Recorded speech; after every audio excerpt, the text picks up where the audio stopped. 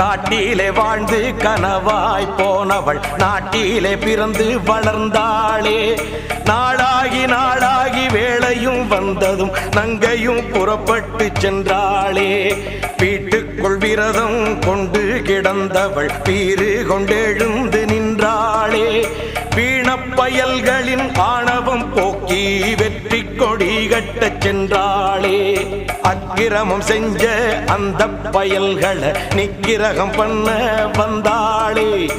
ஆதிபராசக்தி போல் இங்கே வந்திவ நீதிய காத்து ஜெயிப்பாளோ. கருமாறி திரிசூலி வெக்காளி மாகாளி அத்தனை தெய்வமும் இவள்தானோ. ஆத்திரம் கொண்டந்த பேய்களை கொன்றொரு சூத்திரம் சொல்ல வந்தாளோ. புது சூத்திரம் சொல்ல வந்தாளோ.